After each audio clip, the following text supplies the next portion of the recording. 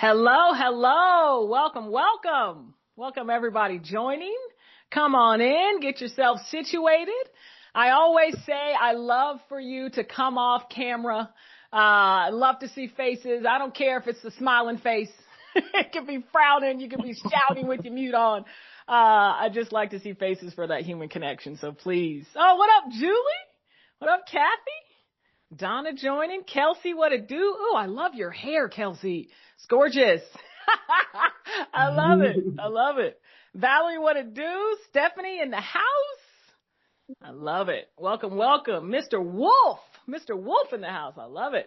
All right. So as people are entering, I've got something to help us get better acquainted with one another. Many people call it an icebreaker, but Lila's going to drop this in the chat as well. I want you all to think about a phrase or a word that you're hearing often as it relates to leading change, and it's something you're sick of hearing. It makes your eyes roll. You're tired of hearing it.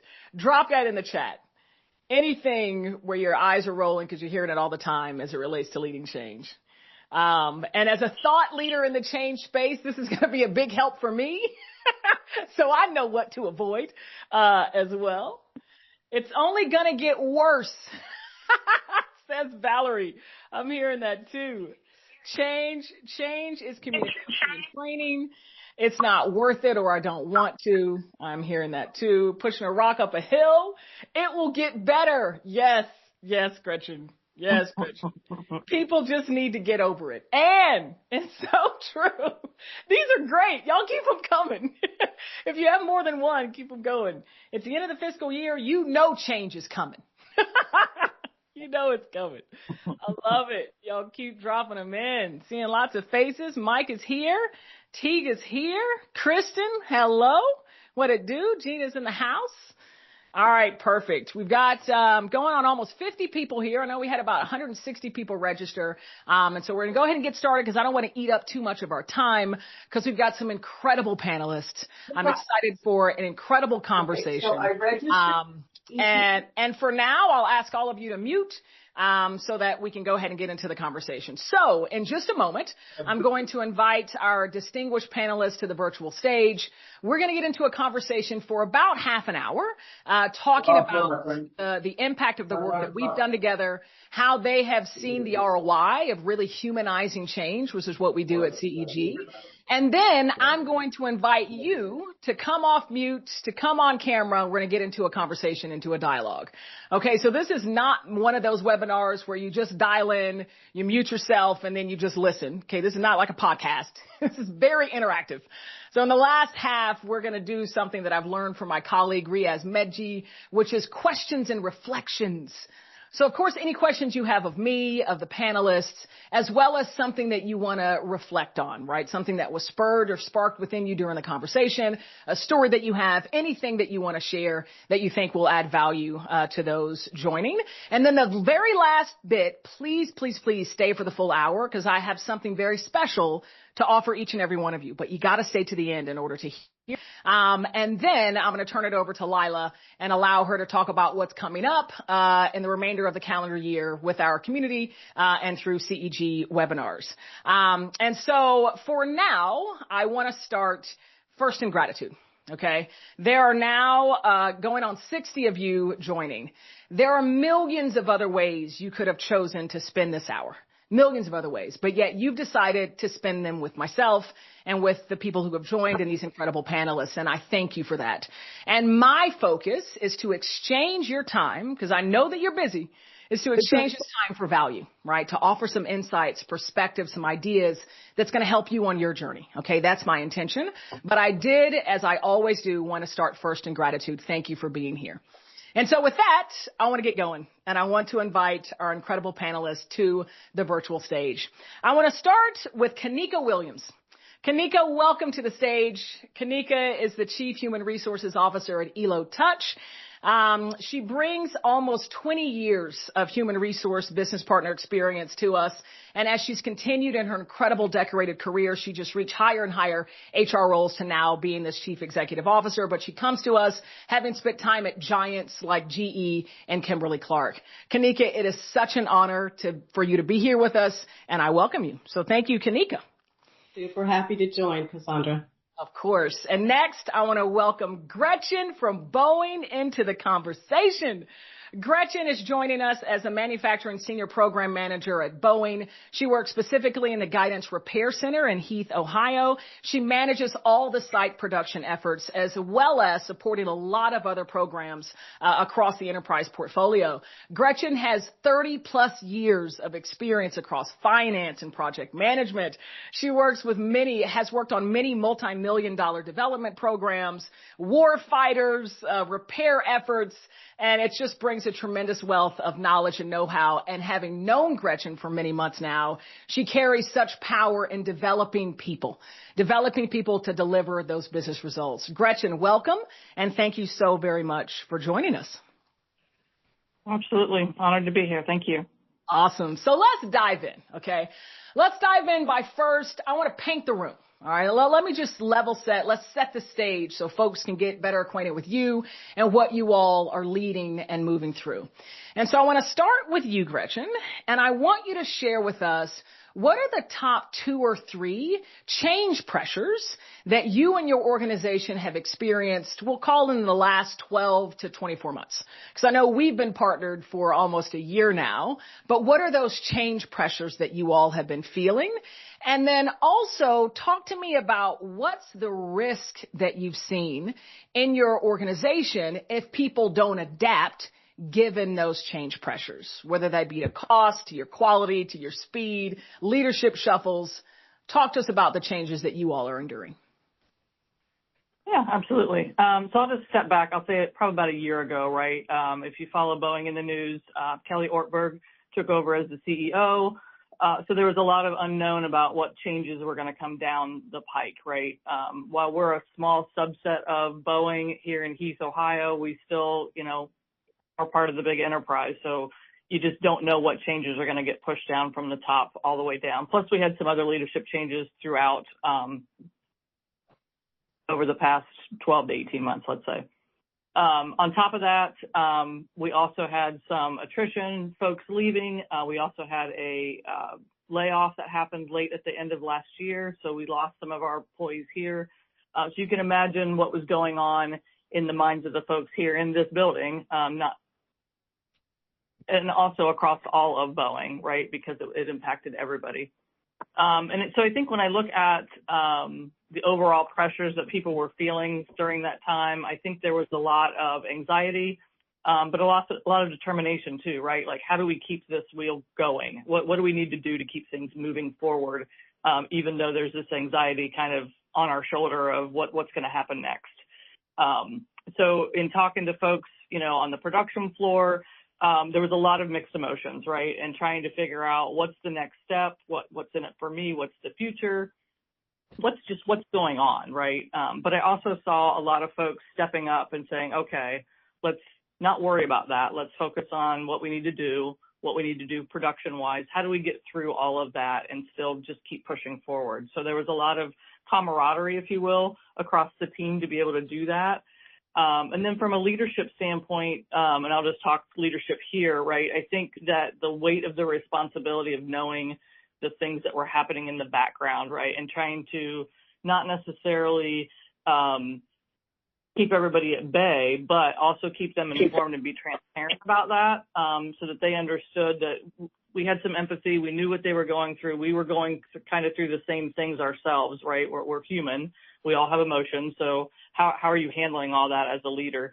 So that just showed up, I think, and we did more check-ins. We did more face-to-face meetings, more tag-ups with team members to kind of have those discussions of what's going on, how are you feeling, that open dialogue, right? Having to have those kind of conversations. But as you can imagine, I think overall it's been a little bit of a rocky situation over the last year or so.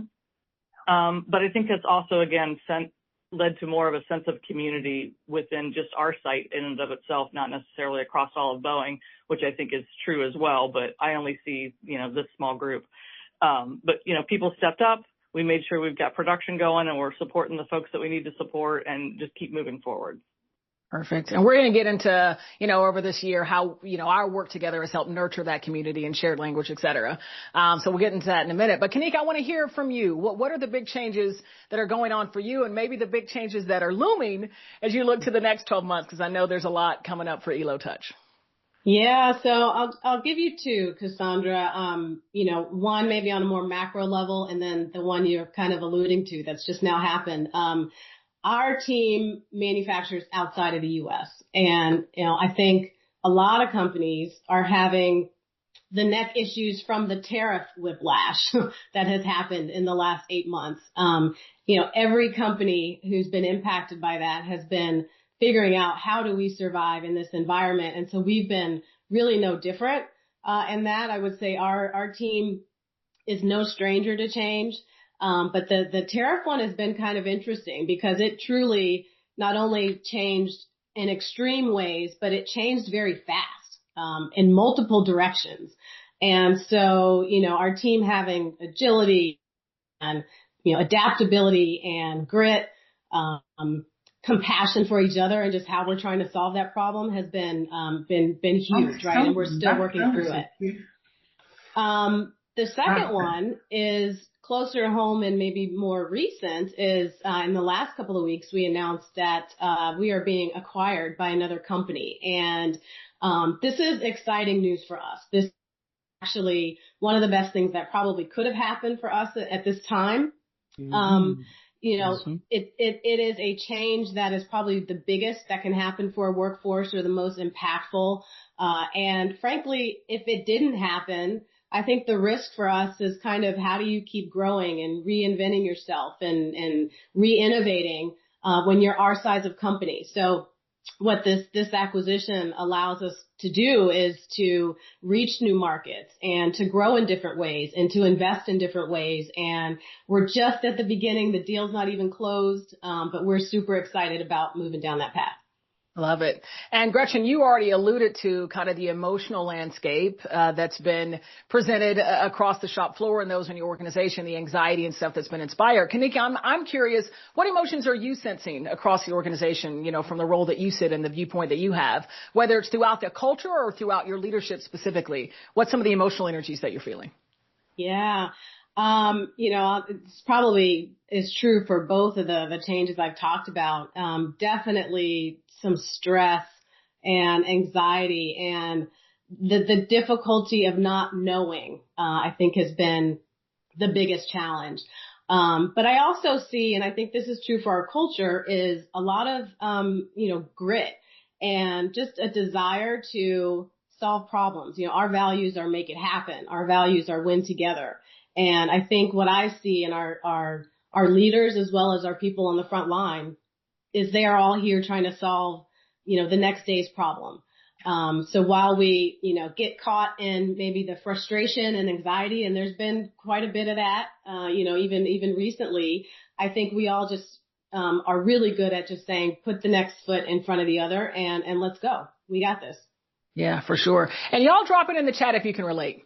Right? Whether maybe your company has an acquisition looming, maybe you just bought another company that's getting bolted on, layoffs, things like that. If you can relate to that, drop it in the chat. And maybe some of the emotional energy that you yourself have been experiencing and those in your org. So thinking about the emotions that change inspires, I'm curious, and we'll go back to you, Gretchen. Prior to our work together, what other solutions or what other ways did you attempt to acknowledge the emotions that change inspires and then use them? Were there any other training methodologies, or ways that you did that? Or I guess, how did the organization maneuver through their fear and their anxiety when change hit? I think we tried to do, your basic training programs, right? Just trying to enhance people's skills and fostering that growth mindset. Although I won't say they're just your standard training, right? It's go take this package of training and go do. So nothing that was personalized, if you will. And then from a communication strategy standpoint, trying to do more, just various communication practices, right? So we have a weekly bulletin that we do. We were doing a weekly roundup as well of here's what's happened during the week. just all hands meetings, those types of things. We're trying to get information to people as much as we could, but also trying to make sure it was the right communication. And I think we found out at the end that, the one size doesn't fit all newsletter isn't the right approach, where people really wanted to have that face-to-face conversation versus reading a lengthy email or a newsletter, right? So just kind of learning through that people really want that interaction. They really want to have those conversations with people. 100%. What about you, Kanika? What did you try before from a change management, change model standpoint, and what wasn't really working for you in the past? I think it's a muscle that we have naturally, but we haven't done too much intentionally to build that muscle. Yeah. So, while we've done other kind of leadership development sorts of things or, lots of tools in the toolkit, we really had not intentionally said, here's how we need to build our leaders muscle. Here's how we need to build our individual muscles to deal with change. I think there's a McKinsey study that said, years ago, there was maybe 1 to 3 big priorities that leaders would deal with on a annual basis, right? They kind of start out, I've got 3 big goals. Now it's 5 or 6 or 7. And by the way, they're changing, every other day. So, that's a muscle that we hadn't really explored. And so when we started 2025, I went to my CEO and said, hey, we should take a look at this because of maybe something looming in the future, but this is a muscle that we haven't focused on and we need to do that now. Yeah. So the thing that inspired you to know you need to do something different is because people are dealing with multiple changes and those changes themselves are changing and evolving. You got it. So this is a muscle that maybe has atrophied and we need to put our focus in it, which is huge and it's so important. And I don't think that it's unique as we look at all the industries that we're serving. Gretchen, what about you? What was the thing that you were seeing on the shop floor, manufacturing, the organization where you're like, we need to do something differently? Yeah, I think it was just I don't want to say complacency, that's probably not the right word, but just not a lot of communication going on across all of the functions, right? So you've got everything from engineering, quality, finance, production, operations, you name it, and just not clear communication. And we were missing the mark in a couple of different areas. So it was kind of like, we need to do something differently, right? What are we missing that we need to go do that? So it was kind of looking at, again, the emotional side of it, right? How do we work together better as a team? How do we get better together versus fighting with each other consistently, right? So how do we get to that point? Yeah. And Gretchen, I want to come back to you in a moment and talk about kind of the fruits of our work so far of the past year. But Kanika, first I want to bring it back to you. I know that our first kind of exposure that you've had to CEG and what we're striving to do and the mission we're striving to bring to life, increasing the speed of emotional processing through change, building that emotional momentum, which we've coined and bringing to market, growing through change. You first sat in our public facing certification and our Change Growth Accelerator. And then from there, stepped into our investigative phase for your whole enterprise. What inspired you to say, yes, let's go off and understand more deeply what my organization is going through the lens of CEG's IP?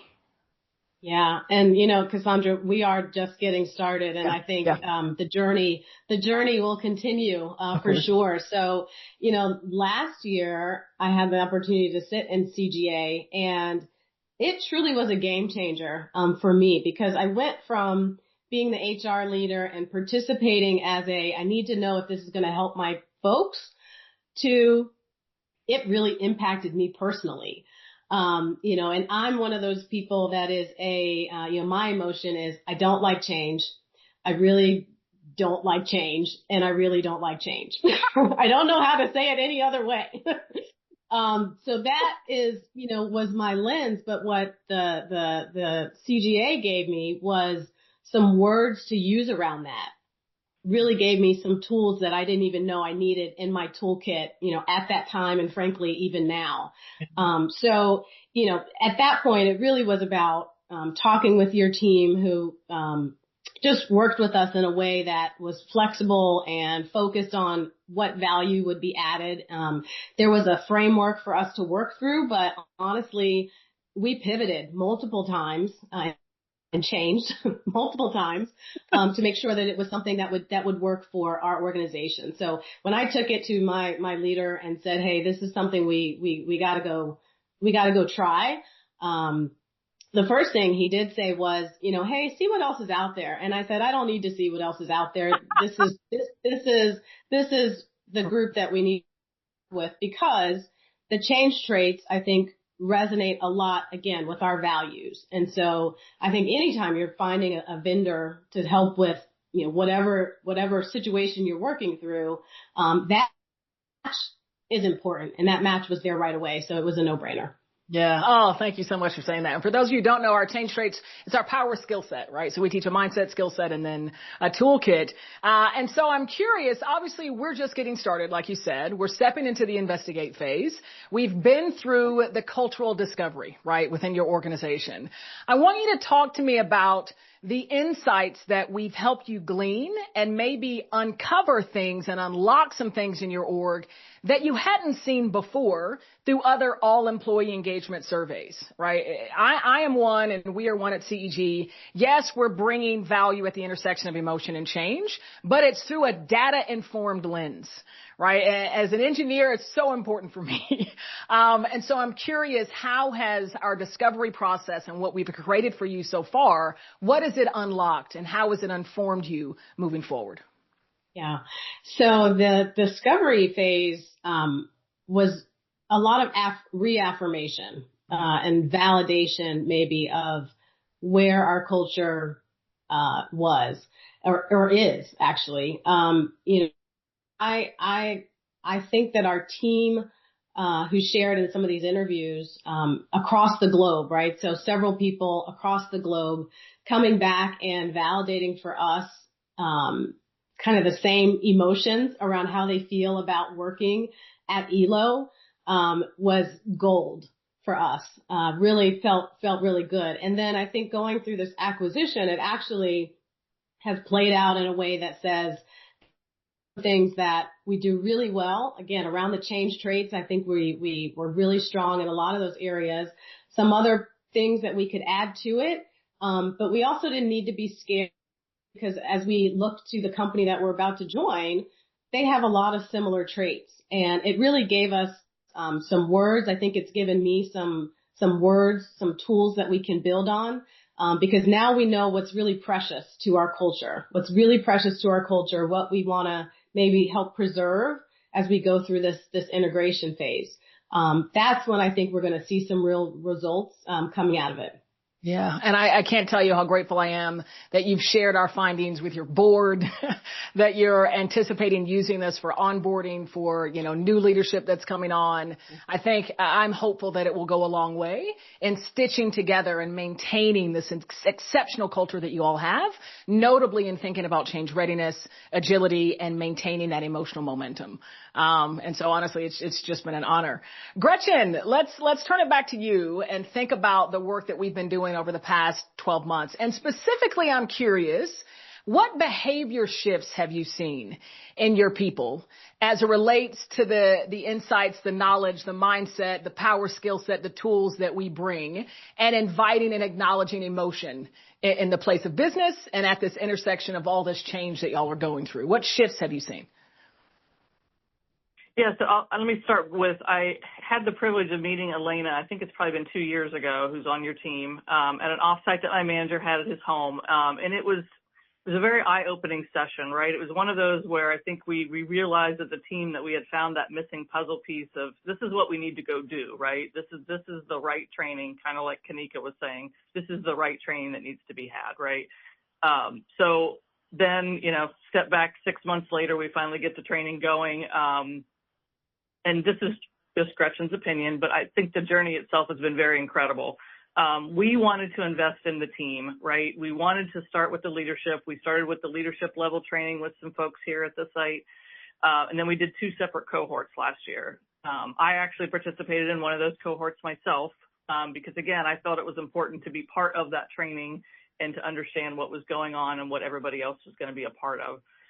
But I'll give you a couple examples. In that class that I attended, there were several individuals who you might say might be on the negative side, not so positive when it comes to work, just very resistant to change, right? And anytime you wanted to change something, they were, no, we're not doing that, right? So one of those individuals at the end of the training made a statement that he wished he had gone through this training years ago, that it had made such an impact to him, not only where he could see for within the workplace, but also at home. And that just really resonated with me, like, wow, that's important, right?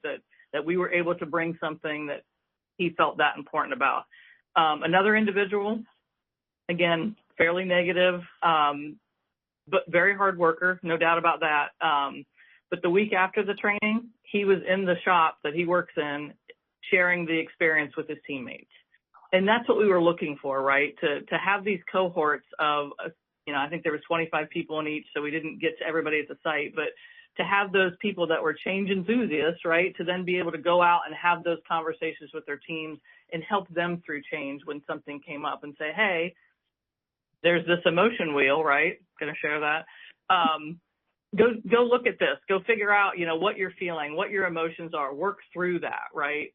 So that's one of the things that, again, I think when we started down this journey of the training was what we really wanted to get out of it, to train this small set of people to then go out and train the larger group. We've then grown that training this year into 2 more cohorts and some more leadership from another site. We started that cohort, I think, in May, June timeframe, and then we did that virtually. I will say that's probably not the right approach. It needs to be more face-to-face. So, Kanika, if you're thinking about it, do the face-to-face. Again, Gretchen's opinion. Not trying to be the salesman here for Cassandra or anything. But we are doing the 30, 60-day feedback here in September with those teammates, and I'll be interested to see how that feedback goes versus the virtual training that they went through initially. So. For sure. And I'm curious if there was anything else that told your leaders after we did our first wave of work and then you came back and we did some more, what told you, oh my goodness, this is working. This is working. We need to integrate this now to a different site. Yeah, I think it's just the open mind, open conversations, being more collaborative and really listening to each other, right? Mm-hmm. Having those conversations, those meaningful conversations and really listening. I think we were having conversations before, but you've been in those conversations, right? You already have the answer before they're done with the sentence, right? And taking that time, taking that pause, really listen to what they're saying. Take it to heart and say, okay, now what do we do? How do I help you? What do we do to move forward? Yeah, 100%. I have a couple more questions for you all, and then I'm just going to let everyone participating know I'm going to open it up for questions, for reflection. So please get ready. If you have one, start dropping them in the chat. Lila's going to help me field those. I'll also going to invite you to speak up. I want to hear your voice. I want to see your face. And so we'll do that in about 5 minutes or so. And so I'm curious for both Kanika and Gretchen, what do you think is the power and the importance of inviting and acknowledging emotional energy into our place of business? Right? This is a myth that I am on a mission to debunk with data, with testimonials, with impact studies and stories from our clients around the world. But from the work that we've done together and what you've seen and how you've been trained in this knowledge, where do you see the value and the benefit? And why is it so important as the world continues to evolve in accelerating pace with the advent of AI? We'll start with you, Kanika. Well, we're human. Let's start there. I think the acknowledgement, it's funny you say AI. I think the fact is, AI is going to be there, but we are still humans. And if we don't figure out how to maximize things like AI or any other technology changes that are coming our way, in a human way, in a way where we, can express our emotions about what's happening around us, then we'll fail. I don't think that, we will be as successful or impactful as we can if we don't recognize that. So that's why this is important. 100%. We're all human. Gretchen, what would you add? Yeah. I would say for me, it's embracing that vulnerability, right? Being open to the fact that I may be uncertain as well to the change, right? So we're all in the same game here. So I think that builds trust and openness across the teams, making them understand that it's safe for them to express their concerns and ideas. So just being open to being vulnerable, right? And again, to Kanika's point, we're human, right? We all have emotions and we all feel things. We're all scared of things. We're scared of change. Change is not fun, but again, being open to those conversations and letting those conversations happen. Yeah, and I so celebrate that, Gretchen. And I've seen it with your leaders that we've had the opportunity to work with, that openness and willingness to share that confident vulnerability, and the way that it creates such cohesion and connection throughout your enterprise. You know, there's something, you know, I spent 15 years in corporate, and growing up in those 15 years in corporate, there's something that happens as we get promoted and advanced. And for my culture, it's kind of unspoken, but the higher you go, the less you can share more negatively perceived emotions. You have to be more and more positive because you got to motivate everybody. And it's like, they talk about the importance of empathy. I'll be empathetic, but I can't be vulnerable because I can't show that because of my level, right? And that's also what we're trying to bust down, and the power to nurture that authentic connection, especially when going through change. So thank you so much for saying that, and embracing it. The last question that I have, and then we'll open it up, to the audience here. What have you each personally changed about how you lead through uncertainty, through complex change, because of our work together? And maybe Kanika, we'll bring it back and start with you. Yeah. So you kind of hit on it a little bit, and I'll show my wheel also because I had it right here with me. You know, the idea of naming the emotion that you're going through has been a game changer for me. And I've shared this with my team, even recently, because I feel like this is one that when you can name that emotion, then you can deal with it. And to your point, get bitter or better. And I think that for me has just been the mantra in my head. But I'm also visual. So what I've been doing is, regardless of the shift, small or big, visually, I kind of imagine myself taking that word that, I'm stressed, I'm anxious, and kind of blowing it into a balloon, wrapping a string around it, and then letting that go. Just let it go.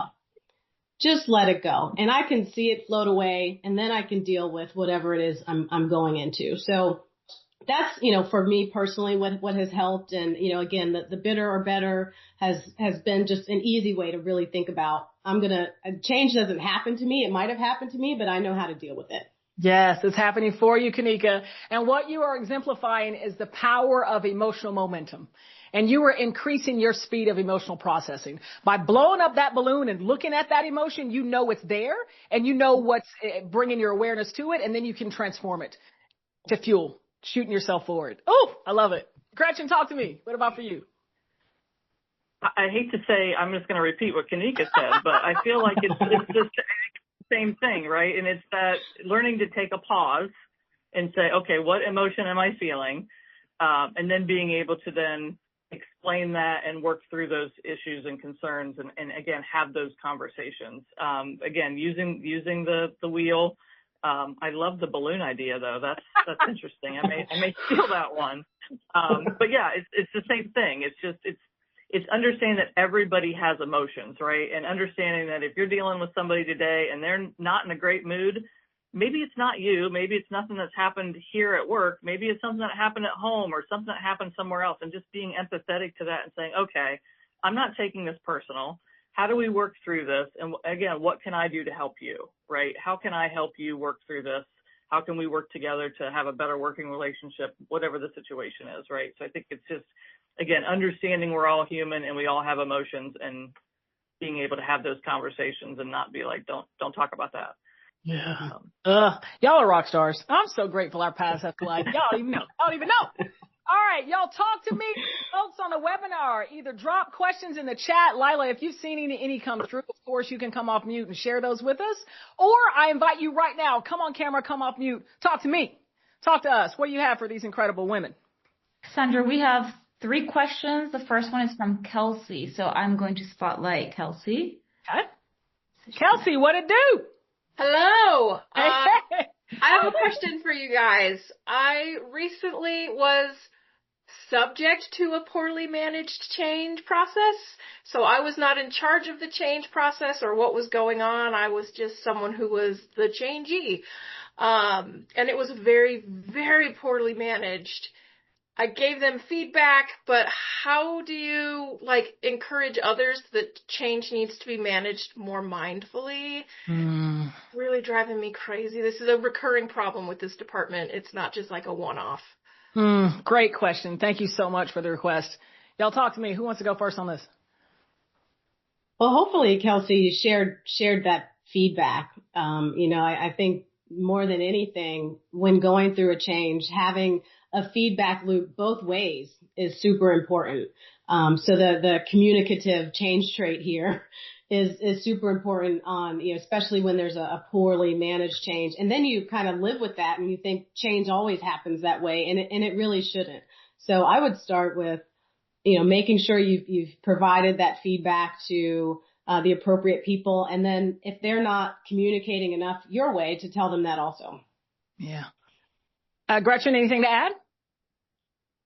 I'm same thing, but I would say if this is a recurring thing, maybe you try to get in front of it the next time and say, hey, how can I be involved to help with the change, right? Because then you can help with the communication, with the direction, and hopefully steer it in a better direction that says, okay, here's what was missing the last, I'll say 10 times we've gone through change. Here's the piece that I think is missing. Let's go do that this time, right? And maybe help lead that change in that regard. Yeah. Yeah, we have enough MBAs. You'd think that someone somewhere would be like, oh, yeah, I remember this, but not so much. The one other thing that I'll say, Kelsey, again, it's still along the lines of feedback, but it's framing of that feedback. One of the most powerful frameworks that I use is impact versus intent. And this allows you to speak the language of the person that they're most motivated by, right? So the intention for the change program, how fast do they want to go? What do they want to achieve? All those success metrics that you think they were failed at meeting. Say that I know this was your intention, but this was the impact, right? This is what actually happened. This is the way that I felt moving through it. This is what happened with the team.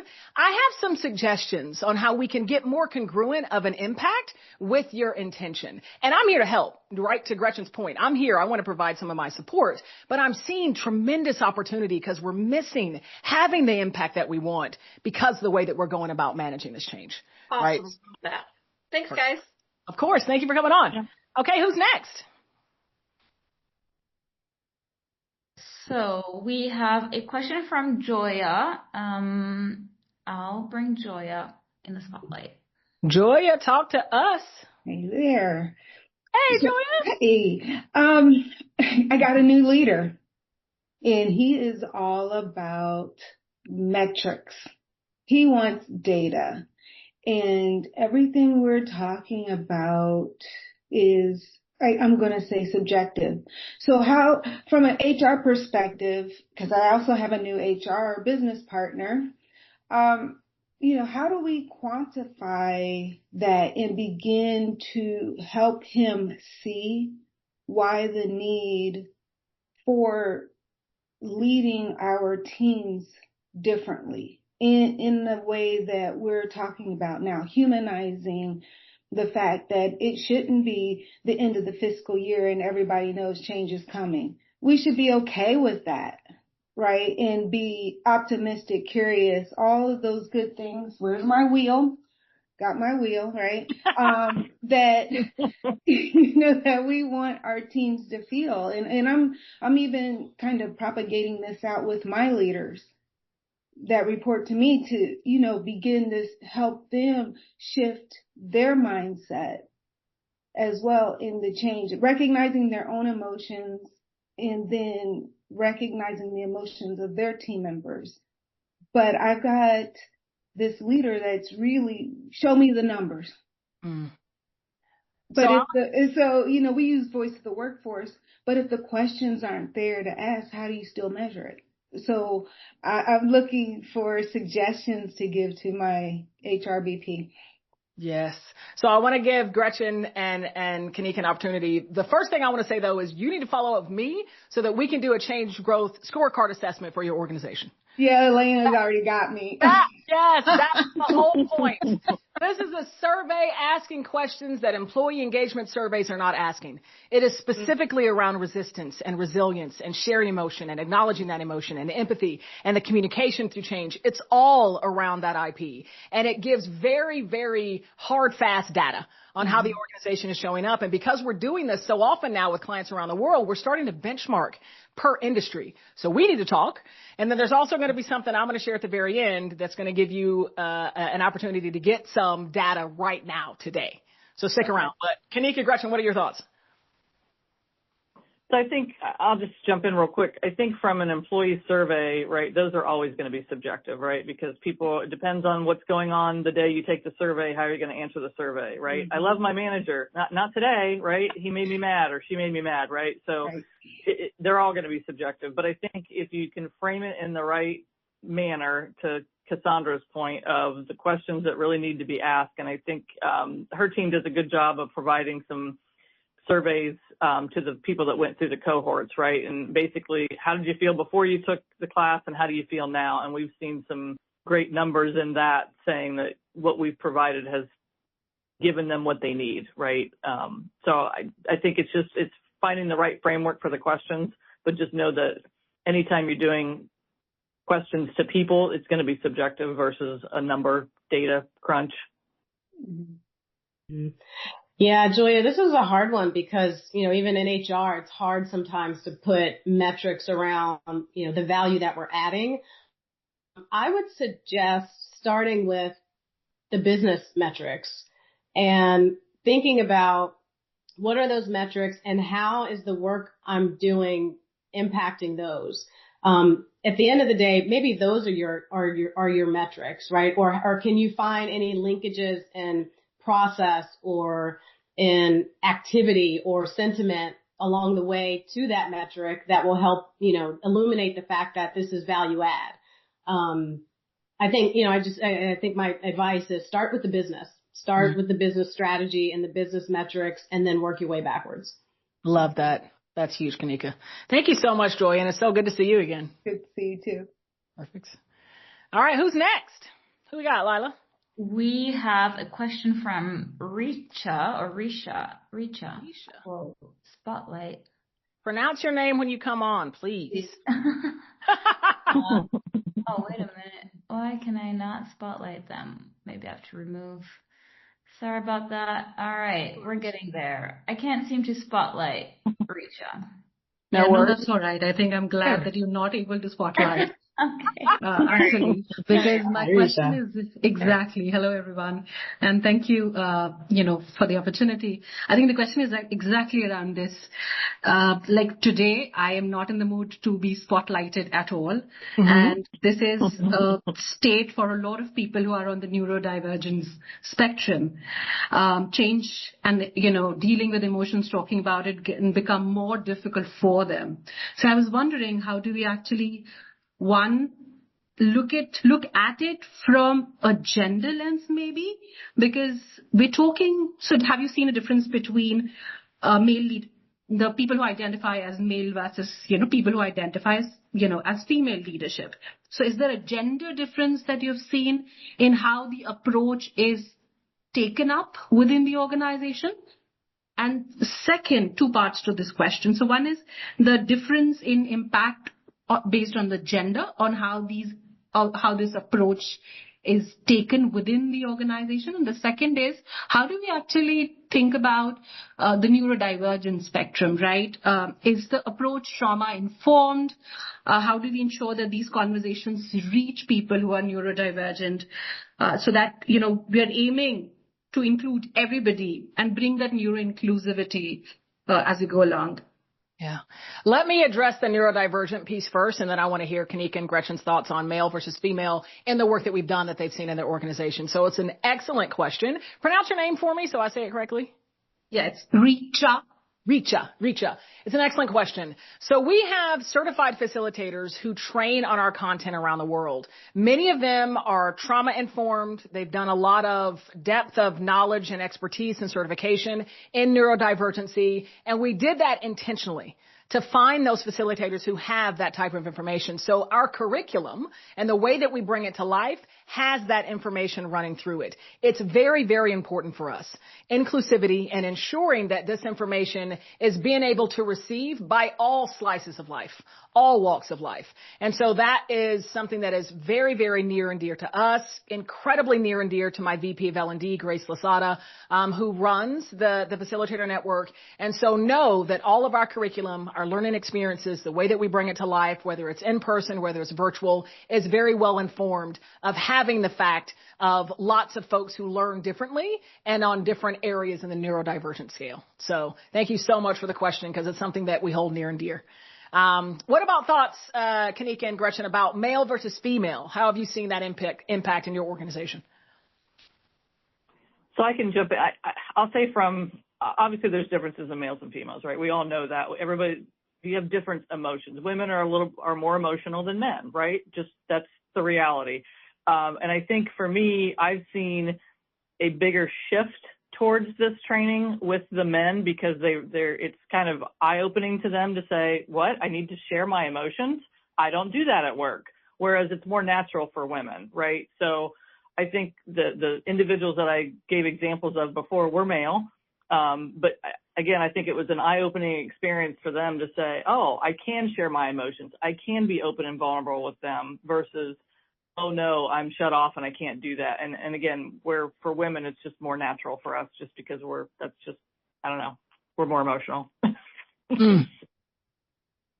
Yeah, I don't really have anything to add to that. I think, women in the workplace, we tend to, maybe not move through change as fast sometimes. So maybe men, they receive a change and they move on much quicker. I think sometimes we maybe ruminate in the change a little bit longer. Other than that difference, I think, we're the same. We're the same in terms of how, we can play out our emotions.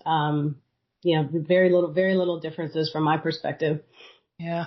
And for me, I think about gender not as a binary. I think about it as this, ambiguous, kind of entity. And I think about masculine energy, feminine energy. And there are some who identify as women who still carry a lot of masculine energy, because that's what they were trained to do in order to get promoted and in order to get advanced.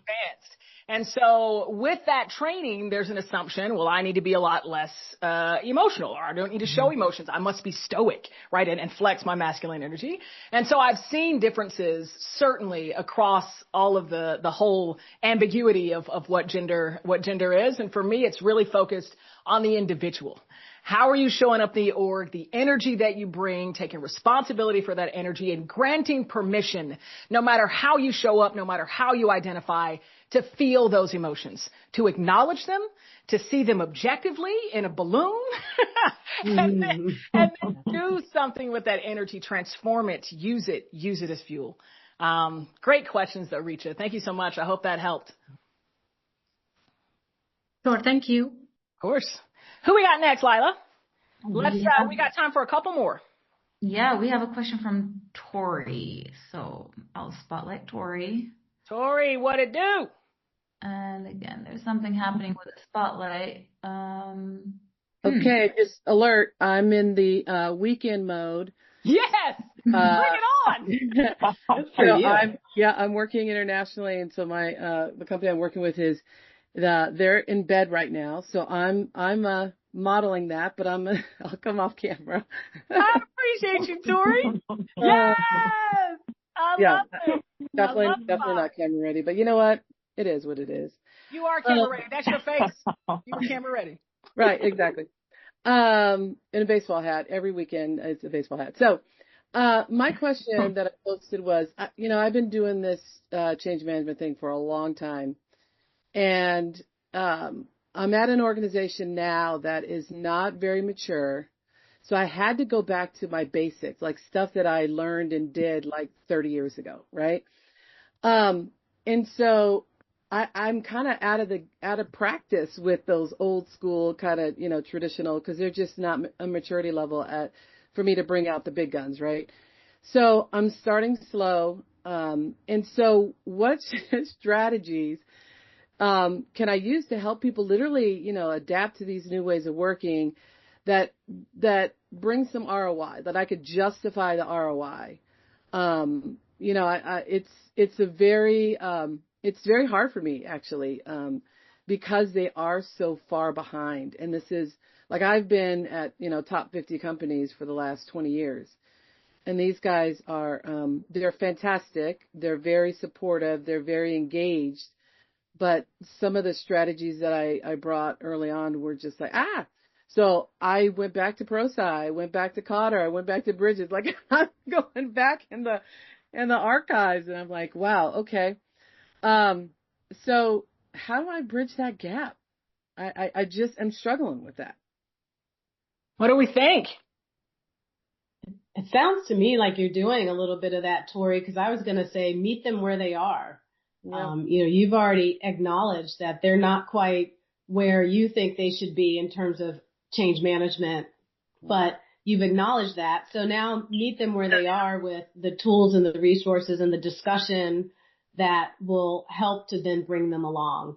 I think you're doing it. I think you're doing the best strategy. Yeah. I'm curious with you, Gretchen, because you've justified a couple spins with us over the past year. So how have you done it? I mean, I think trying to showcase how practical and relatable it is, and how, again, I hate to keep going back to the same thing, but how practical it is for people to be able to share their emotions and work through that, and just understand that we're all human. Everybody's different. You're never going to get along day in and day out, right? You can be best buds with your cube mate, but there's going to be days where you're just like, don't talk to me, right? Like, so being able to have those conversations, but I think just, again, making it practical and relatable. And to your point, Cassandra, with the virtual session, my response to my boss was, while the virtual was great, everybody enjoyed it, it's just not practical for them to get the learning that they need. So how do we bring it back in? Can we do the face-to-face? Here's the extra investment that's going to take. And it was an easy sell, right? So, again, just making it relatable to what you think your team needs. Yeah.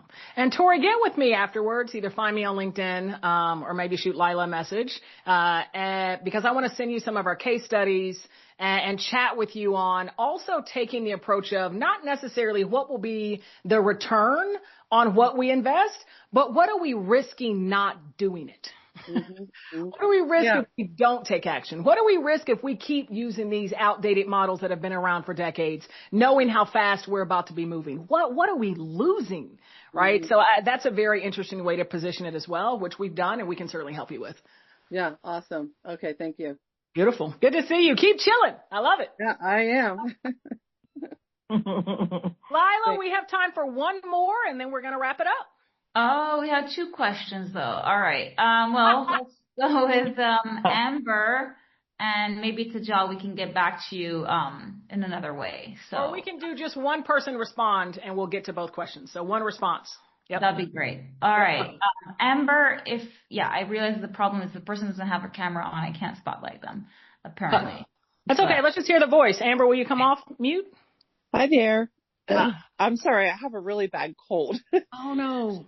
So I'm entering an organization that is going through a system implementation, and they have a lot of long-term employees, and they have multiple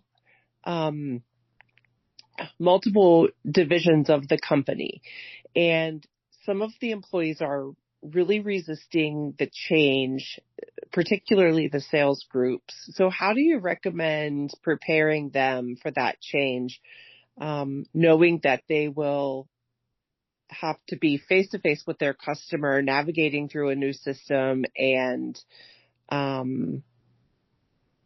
basically forgetting everything that they once knew and selling with new tools that they have at their disposal that will be super helpful for the sales pitch, but they really like the old system because it's what they know. Who wants to take it?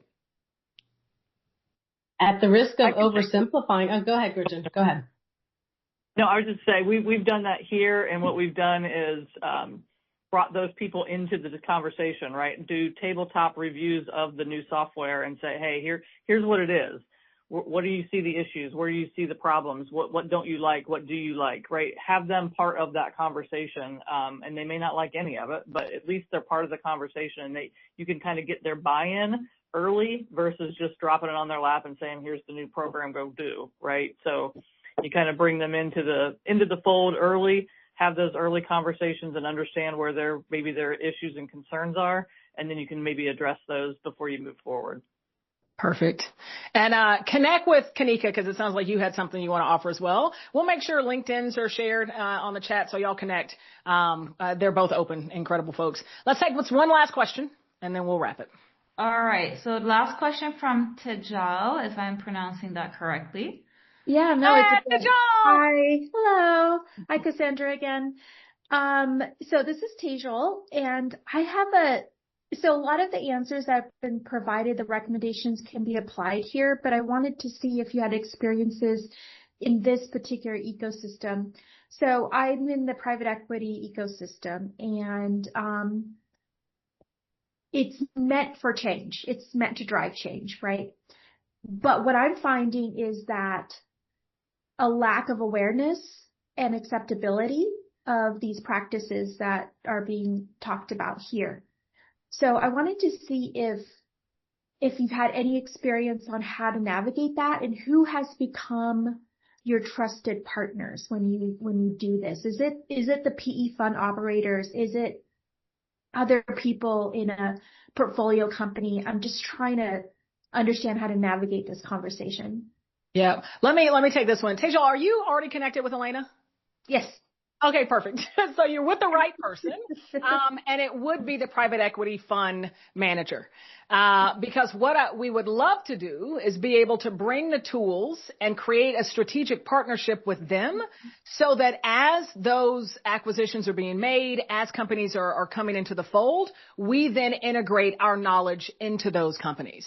And so I almost think of it like a foundational kind of fundamental core capability that we want to build in the fund to help every single time a new entity is purchased. We're moving fast because we know it, right? We're integrating it quickly. And so I'm so grateful that we're connected, and I look forward. Elena's already told me about you. We'll have many more conversations. I agree with that. I just want to put one more plug in, which is, Cassandra, I think this needs to be part of the due diligence, and it's not usually. Yes, let's talk. All right. Thank you. I love it. Thanks, Tejal. All right. Beautiful. Let me take the time now to thank Kanika, the rock star, Gretchen, the rock star. I appreciate you both so much. I look forward to much, much more work together. Thank you for being who you are. Thank you for your partnership. Thank you for being so devoted to developing and pouring into your people and shining your light around the world. I just can't thank you enough. So let's thank our panelists and for their insights. Thank you so much. Beautiful. And so I want to take the last 2 minutes. Lila, if you can bring up the mural. Number one, I have something I want to offer. And so every month we have our public-facing Change Growth Accelerator cohort. We talked about it a little bit. Kanika has been through it. It's a way for you to earn your certification. You learn about our IP. You learn about the mindset, the skill set. You join our growing community. You get just indulged in all of this knowledge and become certified as a practitioner. The first 5 individuals to email cga.support@Change Enthusiasm Global will be offered a highly discounted seat to join in September. All right. And I'm only taking the first 5 because these seats are limited. We only have about 15, 20 per cohort. So please email that email address if you are interested in going deep with us and becoming certified, taking the knowledge, bringing it back to your organization. The first 5 will get it.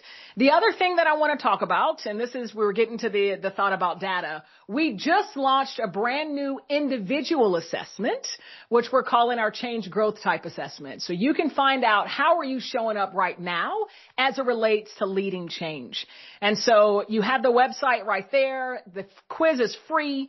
Go figure out how you're showing up today. And there's some knowledge, some insights, some tools that we offer you after you complete the quiz. So please drop that in your browser. Go take your quiz. Get yourself some data right now and then share it with your team. Share it with your enterprise and learn how you all are showing up. And with that, I thank you all for joining. I'm so grateful to host these webinars. There will be many, many, many more.